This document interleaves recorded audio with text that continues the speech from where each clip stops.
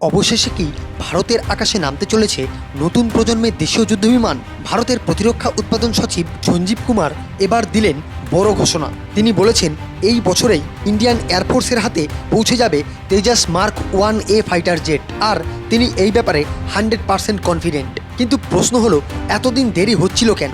Tejas mark 1 এর মূল সমস্যা ছিল আমেরিকা থেকে প্রাপ্ত এই যুদ্ধবিমানের ইঞ্জিন ডেলিভারিতে ডিলে হওয়া। ইঞ্জিন না থাকায় হ্যালের তৈরি এয়ারক্রাফট দাঁড়িয়েছিল হ্যাঙ্গারে। এখন পরিস্থিতি বদলাচ্ছে। হ্যাল জানিয়েছে 5টি তেজাস মার্ক 1 পুরোপুরি প্রস্তুত। আরও 9টি এয়ারক্রাফট ইঞ্জিন পেলেই ডেলিভারি রেডি হয়ে যাবে। এই তেজাস মার্ক 1 কিন্তু সাধারণ ফাইটার নয়, এতে রয়েছে AESA radar, electronic warfare system আর beyond visual range missile capability.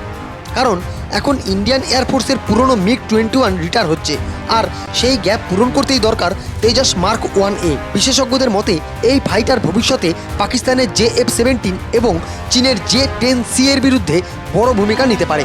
এখন দেখার বিষয়, হ্যাল কি সত্যিই সময় মতো ডেলিভারি দিতে পারবে, নাকি আবারও ডিলে? ভারতের ইন্ডিজেনাস এয়ার পাওয়ার নিয়ে আপনার মতামত কি?